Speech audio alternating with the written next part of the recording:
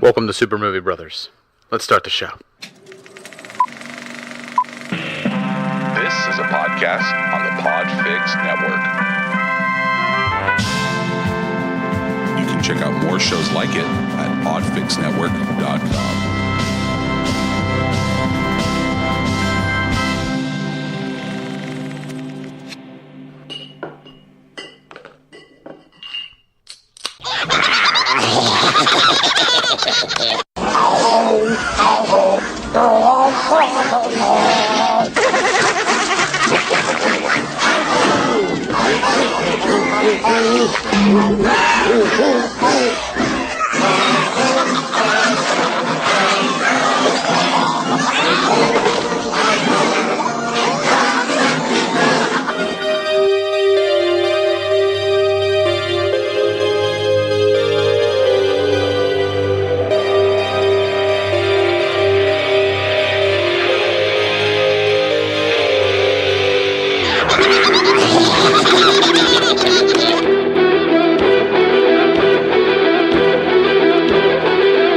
Number one, he hates bright lights, we know that.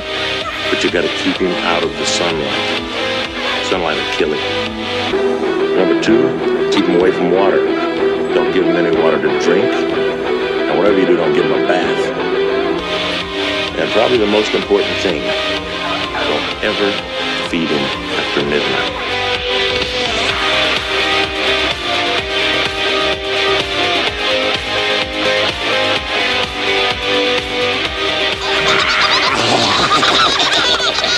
Welcome to Super Movie Brothers special holiday edition of Movie Cocktail. Tonight we are going to be discussing my favorite holiday film, 1984's Gremlins, directed by Joe Dante, written by Christopher Columbus, produced by Steven Spielberg, and starring Corey Feldman, Zach Galligan, and Phoebe Cates. I like how you put Corey Feldman first. Well, arguably out of the two I just named, he's the more famous of the three. He's the more famous, but like, is he a star? In this one, he wasn't. I just found that funny. That was like of all of the he is people, in like in order on IMDb. Yeah. That's the order it goes in. So don't blame me. Blame the internet. Internet movie. I love also how you call this your favorite seasonal film. Yeah, like, that shows what kind of person Dave is. Yeah, exactly. Is there a problem? Oh no, no, because my favorite seasonal film is Die Hard. I knew you were going to say that. So you're one of those people. I'm one of those people. We are That's fresh. Dave's second favorite seasonal film. We are. Is not. Love Actually is. We are. We should be together. It's official. We are fresh off recording our Fear and Loathing in Las Vegas episode, so we are fucking pretty much close to in the bag at this point. Yeah. But this episode's actually getting released before Fear and Loathing, so a little bit peek behind the curtain. Pay no attention to the man behind the curtain. But this is getting released on the 23rd, which is just one day before Christmas. So I thought it'd be appropriate to do what everyone does on the holidays: sit around, have drinks, have a discussion, and make an ass of yourself a little bit. And then definitely look forward to the Fear and Loathing episode, which will be coming next week. So Gremlins, guys, 1984. Yeah, let's talk some Gremlins. It had a bit of a resurgence lately because people are talking about the Gremlins 3, which is coming out. There's a lot of debate about whether that is going to be a continuation story, whether it's going to be a remake. It's currently going to be directed by the director who did Krampus.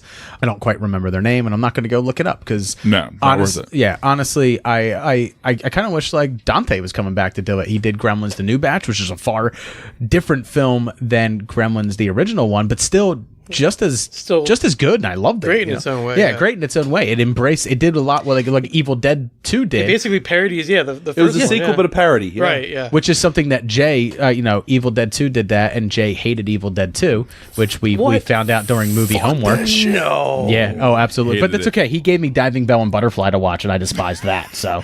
That is blasphemy. We're trying to like painfully like butcher each other's like Mark, he's getting Akira. I don't know. He's getting Akira now. He's getting Akira. He's giving me all this crazy zombie shit. I'm right. giving him like all these heavy-handed dramas. So boy. I'm going to start off. Gremlins came out in 1984. It was actually 2 years before I was born. However, The year I was born. I absolutely loved this film growing up, and part of the reasons why, and I'm sure I've said this several times on the podcast, when I was a kid, my dad used to tape films off of HBO, and a lot of times he would buy one of those 6 to 8 hour VHSs, put them in, and just hit record on a Sunday afternoon on HBO when they would be playing multiple movies just like right in a row. So what I had was I had Ghostbusters, which was a 1984 film, and then right after that played Gremlins, and I think after that was actually Stripes, which is kind of funny. They were all three of them on the same VHS. So to this day, it's pretty cool to have, though. Right, watching Gremlins and watching Ghostbusters together, these two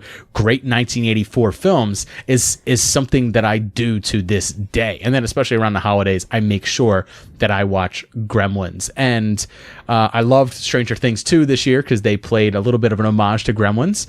So spoiler alerts for that if you haven't watched it. But Dusty has a little friend that has come from the other side who eventually morphs, mutates, and grows and becomes a demidog. But at one point in it, as he's going through his metamorphosis and he's growing larger, it comes running out of the bathroom when Will finds it, and the music from Gremlins plays just ever so slightly within the Stranger Things music. So you get a dun dun dun dun dun dun, and as the thing runs down. And I think music is such a big part of this film. That Gremlins theme is so well done throughout the film. Recognizable. It's instantly recognizable. And you, even if you like, I feel like you might not recognize a lot of things about this film, because I think if you saw this film when you were younger and you haven't seen it for a while, when you watch it now, I think you'd be like, wow, I did not really. It's different than I'll attest to that. Oh, that's the way I felt. Yeah. I watched it again the other day for the first time in a while, and I was like, I don't remember that, but that's so cool. I mean, just we were talking about it before we started recording, but watching the one scene with the mother in the kitchen. Yeah. The three gremlins in a row where one goes in the blender, one she stabs to death, and then one she explodes in the microwave. Right. In the matter of like less than 5 minutes, there's three major deaths of gremlins. And yeah, they're bad creatures, don't get me wrong, but in a PG movie, like, you wouldn't see that these days. Well, it was the 80s, Before we get into everyone else's impressions on the film, I must say, since he just brought up the blender, this was a cocktail that we made this time. It's called the Gremlin Guts Smoothie. So what this cocktail is it's 1 ounce melon liquor, 1 1/2 ounce gold rum, 2 ounces of pineapple juice, a 1/2 ounce of lemon juice, and a 1/2 ounce of lime juice, and you put it in a blender and you blend it with ice, which is where we get the name Gremlin Guts Smoothie. And I'll be honest, when I first came up with this was going to be like a mixed drink. And Mark is the one that suggested that we do it in the blender, because in the film, the one gremlin goes into the food processor that she turns on, and I thought that's perfect. So, of course, Gremlin Guts Smoothie is where we came up with the name. So, Mark, what do you think of this one? I love it. I think it's very refreshing and, I don't know, very tasty. Perfect. Yeah. Rob? I could drink a lot of these. It's dangerous as well. It is. I mean, unlike some of the ones we've said, like, you could drink 1 or 2 and then you're moving on. I feel like this, I keep going back for more. Yeah, this is liquid candy almost. Yeah, liquid candy. Like, even though I've been drinking a couple of beers tonight, the last one that we had for the Fear and Loathing, this one just, like, I want to go out and have another one. I'll be honest with you, it's a sneaky fucker. Yeah. Because the lemon liqueur that we were using is like 30% alcohol per volume. And then, of course, Gold Rum is somewhere around 40 to 50 per volume. I can't get enough rum. Rum's my drink. Technically, you're drinking something with a lot of alcohol in it and only 3 ounces. So you're drinking 3.5 ounces of alcohol. And then you're basically mixing that with only 3 ounces of everything else. So, I mean, you're drinking a drink right now that is somewhere around 30 ABV. You don't. So Makes that's it even better. Yeah, that's why I said, like, You don't gotta, taste it, though. That's the no, crazy you thing. gotta be careful with these. Like, you gotta be That's careful. why I don't drink that shit. That's why I drink with bourbon. Yeah, Stick because with like, bourbon, I know what I'm getting. when I was coming up with this drink and I made it for me and my wife, we both had two, and she was like, I am fucking swimming. And I was like, you're not alone. Like, my head is swimming.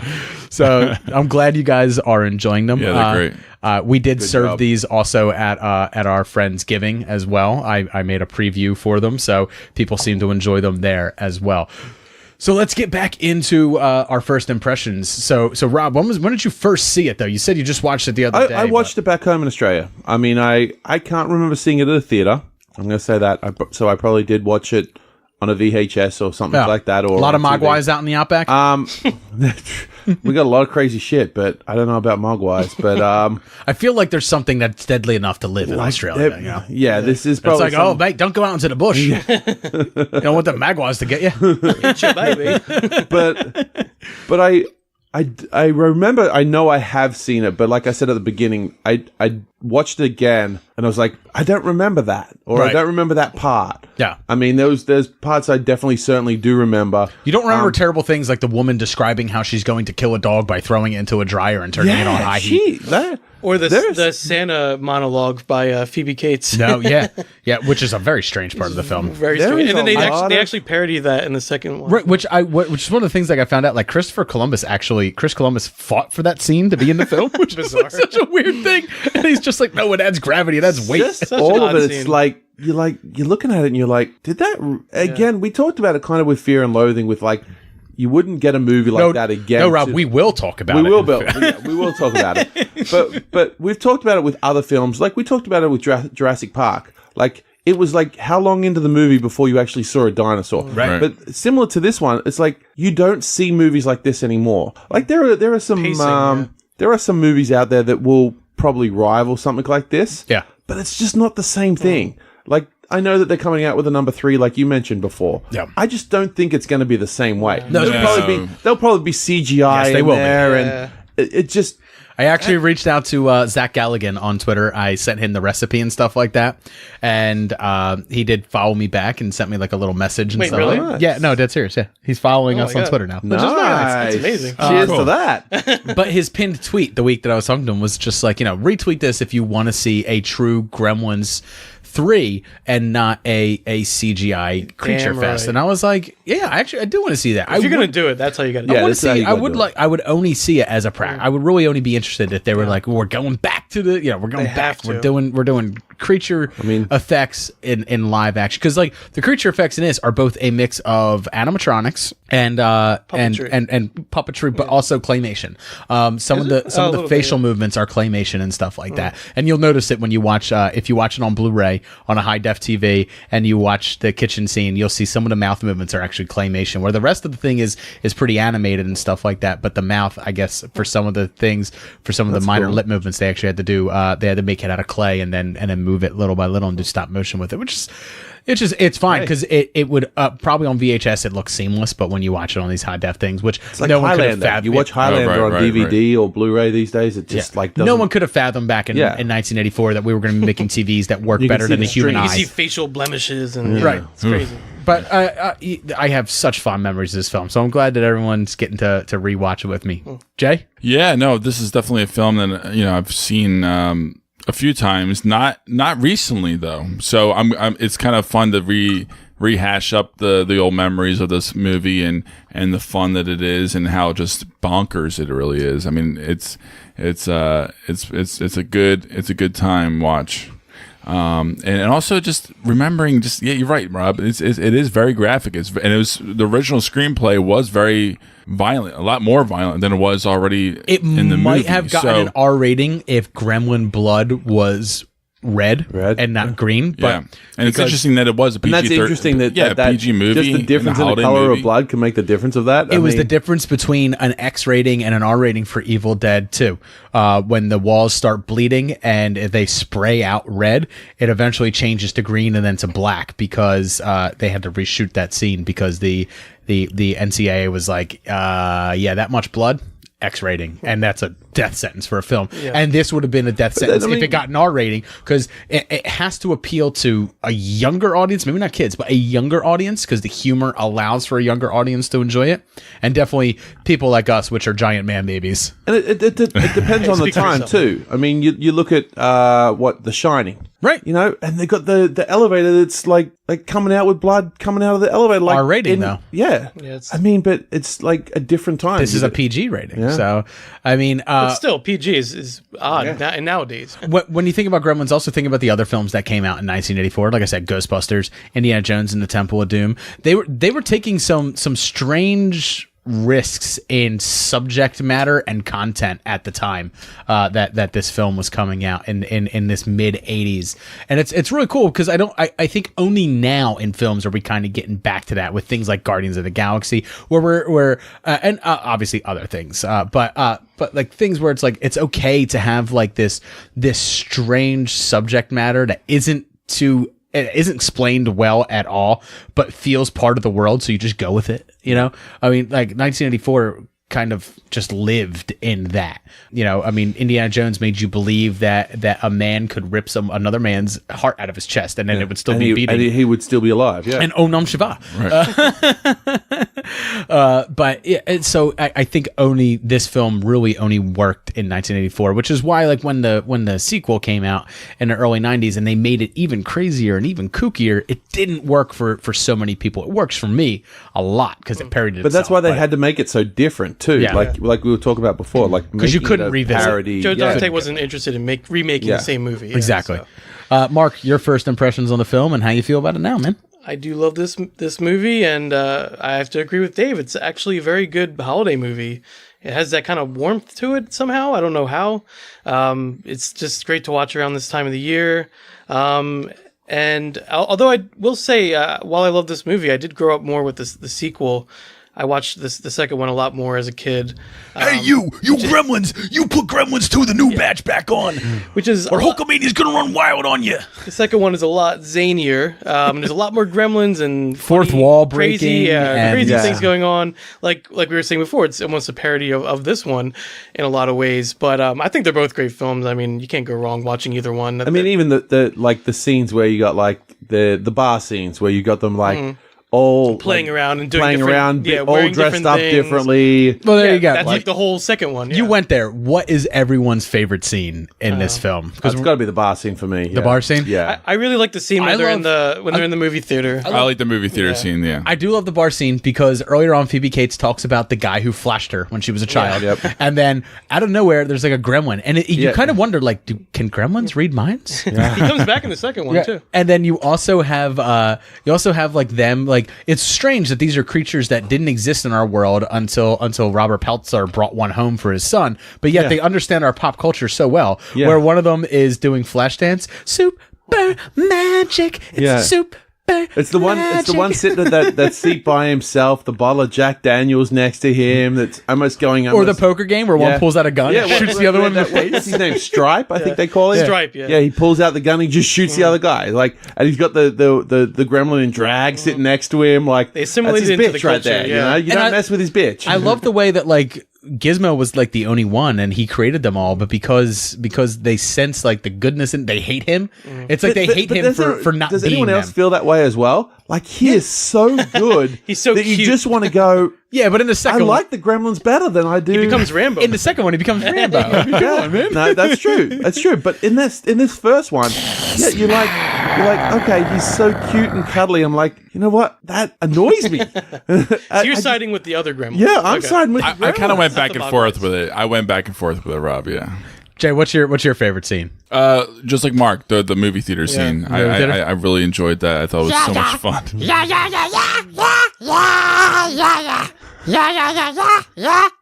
Because it's so random, like of all movies, and just like and it's such a catchy little scene of Snow White, and then like having. I love the effects there too, where they actually reversed a projector to project onto the screen to make it look like the shadows of the Gremlins were all coming through. They do it again in the second one as well, but I love that when they're all like tearing through and he burns them all down and everything like that. For me, I think my favorite scene is when they're all Mogwai still, and you get to kind of like learn their personalities like a little bit, and you kind of get like this dynamic that like every batch has like a certain it has a certain character archetype to it, where there's always a stripe. That there's always like a leader that comes out. There's always a doofus one.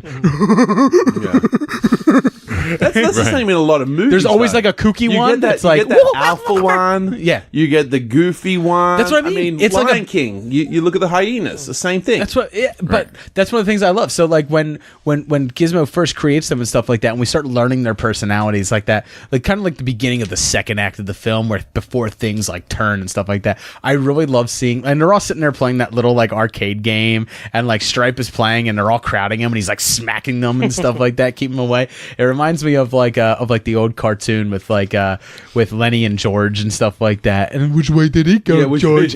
Which way did he My go? kids love Looney Tunes right now. So It's funny I'm you like, say that because Joe Dante, who directed this film, is very influenced by.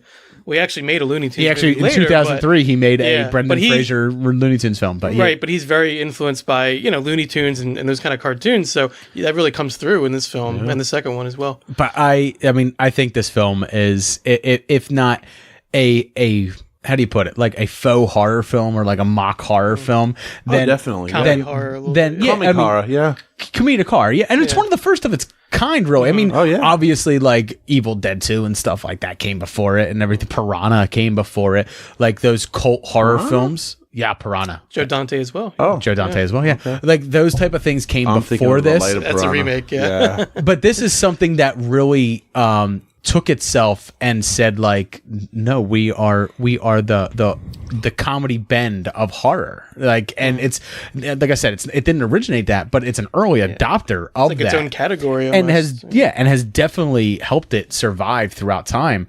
I think Gremlins, is a film that should live on, You know what horror I comedy really, and also Christmas. and Christmas. Yeah. Which is What my I favorite Christmas really film. enjoyed is how at the beginning of the film, before we even like meet the Gremlins, they do kind of introduce the idea of Gremlins to you in terms of how Gremlins were first like brought into the world, where they'll talk about the World War II pilots. That's right. I mean, which is a Roald play, Dahl was which is a play on Twilight Zone yeah. and Looney Tunes. Yeah, and the But cartoon. Roald Dahl was a big one that believed in Gremlins, that wrote about Gremlins and stuff Right. like that. Yeah, because he was into World War. He was during World War II, but he was a big proponent saying that like when pilots are up there, they see and feel and have things happen. If things go wrong, that's because of the it's because of a Gremlins, gremlin. Yeah, There is a mythology to gremlins. They don't exist in a vacuum or anything like that. There is Peltzer says at the end, so next time your washing machine is on the fritz or your TV, you might just have a gremlin in your house. and the way that they kind of create mischief, they're less of like a horrific creature more than they more so than they are like get into agents of things. chaos. Yeah. They create they're mischief not there wherever to they scare go. you to say I'm going to eat you in your sleep. Right. I'm People- the boogeyman under your bed. They're there to like. While they- I'm going to mess with you so that you can't sleep. Right. While It'd they be kill scary, people, but while they kill people, they don't outright like pick up a knife and stab people. What the way people die is as a result of their antics, really. Yeah. Like you think of the woman in her chair that's going up, which is also the woman that threatened to kill the dog, so you root for her death. They mess with the wiring of her chair, and they kind of Tim Allen it, they more power, and then it flies up, and she goes flying out the window, she hits her trash cans, and her legs fly up, and she's dead. And it's like, people die as a result of their antics and not so the much craziness. Yeah, right, the- yeah. They are kind of scary looking. I'll actually admit, They are. When I was They a are. kid, I was actually pretty scared of the Gremlins. I was to be too, honest. yeah. Even though I watched First it all time the watching time, it, it would yeah. still, freak me out a little bit. But I think like it, they definitely set Stripe up as like the main villain early The on. menacing one. See, I always thought that it wasn't Stripe. I always thought his name was Spike. Is there a Spike in the second one? No. I don't know. No, I always thought it was Spike. So It might be. Stripe- Do you know that Spike. Gizmo was meant to be the villain though? Yes, Gizmo was Gizmo always meant to be the originally. villain. Originally, and you can tell that it was a How can he last sell minute product? But then Spielberg rewrite. came in and said we need a Because hero. the second half of the film, he's not in it that much. actually- he's just kind of like popping up out of the Yeah. backpack. He's not Spiel- really having much of a role. Spielberg was not involved in the film initially. He actually came in as producer later on throughout the film's production, and is the one that kind of changed the entire production. He's also the one that developed a relationship with Disney so that they could use Snow White and the Seven Dwarfs and show them on the TV screen. So a lot of the film's success is actually tied to Spielberg, because Gizmo would not be that much of a loved character if they didn't take him from the villain role and turn him into He the saw hero they had role. something He's with just him. too much of a. He's too cute. He's too cute. Yeah. No, to be honest, and Spielberg has said it himself, the reason that Gizmo was turned into a good guy was because one look at the animatronic and at the creature that they made to be the Mogwais and to be Gizmo, he said, like, that thing will sell toys. It's adorable. Yeah. And no one wants to buy adorable little absolutely. bad guys. Yeah. Everyone wants to buy the adorable hero. Although now we'll never know what he would have looked like as an actual gremlin, though. Right? Yeah, no, I mean it's interesting though. I mean it's it's very true, smart. I mean, it just shows how savvy Spielberg was back then and still is. Yeah. And I mean the end scene though in the toy store. Yeah. And in the department store, really. I absolutely love that. That's I a good love scene. it, like it kind of shows you that gremlins, the longer they are in existence, the more intelligent they seem to get. Which will go with what you were saying before. You know, maybe there's some sort of a consciousness behind them. You know, that they can read minds or gain some of your knowledge or something like that from whoever they're like meeting, sort of thing. It's like they assimilate into the culture. Yeah. And it's pretty dumb that Robert Peltzer, the dad, who's this failed inventor, like that's one of the things They that live in a nice house for a failed inventor. That's one of the little charms of the film that I actually love, though, is like all of his inventions are all over the house and like everything sucks. Like the He wife never goes, gives up though. right, the wife goes to make coffee and it just it's makes like black sludge. She goes to use the juicer and the juicer is constantly just like spraying shit everywhere, and it just I nothing. just love how she loves him. Like she doesn't give up on him. Like she doesn't seem to work. Well, She's he's a the only failed reason. inventor. He's the only reason that he's still going, probably. Yeah. And I love the fact that like the smokeless ashtray shows up Yeah. a bunch of times. But to show how much of a fucking idiot this guy really is once he finds out that they can multiply with just water, he goes, "The Peltzer pet. This could be huge." And it's like, you really want to give kids a thing with this many rules? Yeah. You know, don't feed it after midnight. They are Why? cute, though. Because it'll turn into a chrysalis state and turn it into an evil monster. Okay. Well, no, but to be fair, he wasn't given that. He was just given the rules. Right. He wasn't told the consequence true. of what happened. Don't get them wet. Don't get them wet. Why? Because you'll have hundreds of them. Yeah, And then because they'll euthanasia turn into will have evil to kill them all. creatures and they'll try to kill you. Now, here's my thing. And don't get them in here's my sunlight. take on that. Don't At the take them begin- outside and show your friends. Why? Because if you take it outside to show your friends, it's going to die. And then you got to buy more. At the beginning, he's a failed inventor that's trying to sell this like. Smokeless ashtray. No. At the beginning, he's trying to sell that multi-tool of with for toothpaste hotels, in it, and toothpaste and it's- stuff oh, like God. that. Yet he's this inventor with this terrible invention. Yet he hears this like thing. He must love his son so much that the first thing he's doing is peeling out $100 notes to try and buy this Mogwai. He's desperate. Like he pulls off $200 to pay for this thing. Like when Walking he's in a trying shady. to, like that's not a very good Back business alley deal. rooms, Oh, yeah. by the way, try and buy this that you can sell here. Oh, here's $200 so I can buy this thing from you. But it still worked. It was a pet that his son did love and grew a bond with. He, and he the was a pet great bonded dad. with him. He was a great dad. I mean, I went have out, to give him yeah. that. And Yeah. tell me your heart doesn't break at the end when Gizmo pops out, and it's honestly Gizmo's first words when he goes bye bye bye. We're gonna tear to my eye. Again. But it's the cuteness of it all. All right. Yes. And you just can't wait until Yeah, the you just second want one. you want to get that little Wanna get the toy little that says plushie, that yeah. to you at night. Yeah, get that little toy like a Teddy Ruxpin that says good night. You I know, had a like- Gizmo plushie. I never wish I did. knew where it was, but I had a Gizmo I did have a plushie. Teddy Ruxpin though. I would like to say that I had it as a small child, but I actually didn't. Maybe in 5 years, Logan will have one. I bought it when I was about 13 years old. I thought he was gonna say yesterday. I probably off Amazon. I bought it off the other day. So, I mean, obviously, we all have like a little bit of an affinity for this film. And one of the things that I love about Gremlins is it's one of those films that, like, you know, I can mention Ghostbusters and people are like, oh, yeah, Ghostbusters is great. Like the member berries in South Park. Yeah, where it's just like, oh, yeah, remember Ghostbusters? I remember Yeah, Gremlin. remember? Yeah, where it's like, when you mentioned Gremlins, people like, a lot of people haven't seen it in a long time. And are like, oh, God, yeah, that was good.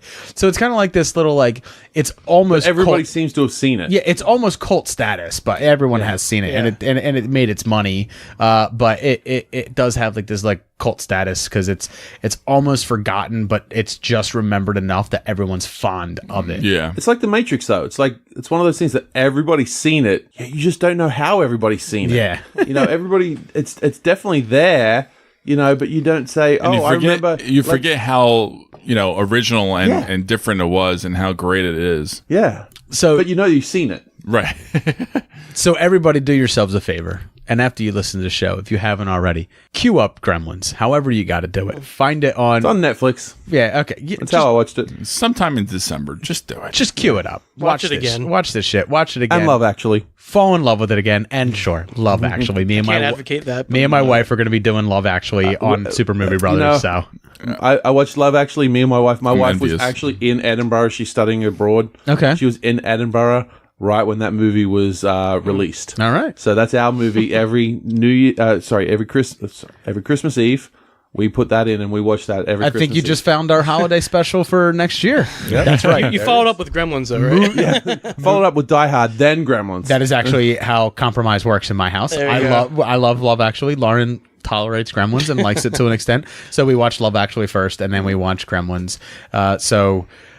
Just when you get the chance this holiday season, make sure you make this cocktail, you watch Gremlins, and you just have a good time. And you reach out to us on Twitter at SuperMoviePod on there, and you let us know how much you enjoyed the cocktail, how much you absolutely love Gremlins, Because you will. because you will. Rob, Yep, I agree with you there, and I can't say much more about this film because we've pretty much covered it all right now. where can everyone find your show? You can find me at www.fanfilmboys.com, and that's boys with a Z. Boys! I'm on Twitter at fanfilmboyspod, and you can listen to my podcast on iTunes, Stitcher, or Google Play. Any podcatcher. Yep. Mark? Mark, you can check me out at markdickerson.com, Mark with a C. I make films and things. Merry Christmas, motherfuckers. Happy holidays. Cheers.